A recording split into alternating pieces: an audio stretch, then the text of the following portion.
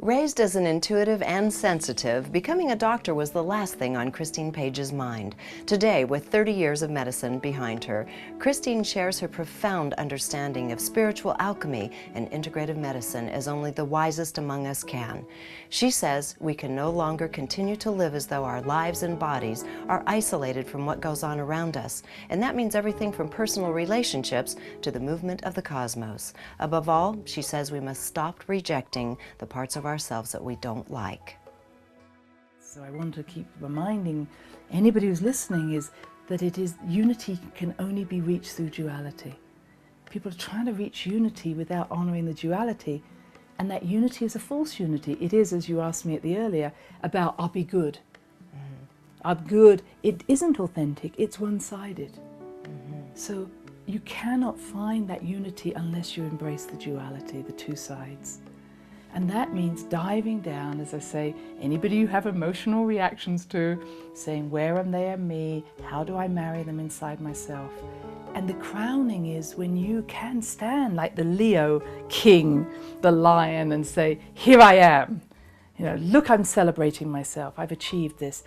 Because the work I've done in this country and in others, people have a great fear of being seen in that role, of celebrating who they are. Oh yes, modesty, humility. And I have to say I was amazed when I came to the States. I thought you could do it better than we could. Oh no, quite puritanical, quite puritanical. And so we will shoot ourselves in the foot rather than do that. Yes. So we're just becoming to the point of success when we go, oops, and we allow ourselves to just fade away.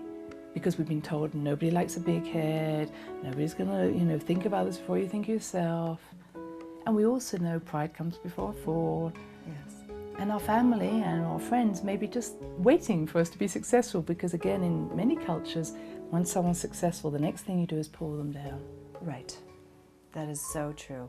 So we're so bad at celebrating each other. So I don't talk about gratitude, I talk about celebration. And what do you celebrate? And I get people in my workshops to stand up and say, if you were to write down 3 things that your soul would celebrate, not the fact that you had a birthday, what are the 3 things your soul celebrates? And I've had people step up, and it would be that I left someone, I stayed with someone, I had the abortion, I didn't have the abortion, things, I gave up drugs, I didn't give up drugs, things that it's not about judgment.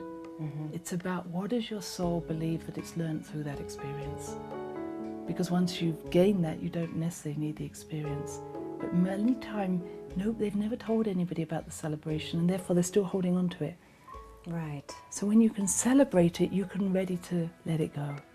So this celebration or crowning of oneself, you mentioned, I heard you say that oftentimes it's not the good girl, we're using the feminine lens just for the moment, Yes. It's not the good girl that's necessarily the one that's crowned, it Yes. might be the bitch. Yes, exactly. So when you embrace the bitch, Right. knowing that your good girl's there, but that the good girl doesn't judge the bitch, that she can go, yeah, I'm both of these characters, and today that's what I fancy being, watch out. Yeah. And it's like a closet that's got lots of clothes in it. So you have no fear of your clothes. You're just saying, today I'm going to wear that one, tomorrow I'll wear that one. It's when we hide our clothes or hide parts of ourselves we get into troubles. This woman's understanding of medicine and healing is not to be missed. For the full interview, go to ConsciousMediaNetwork.com.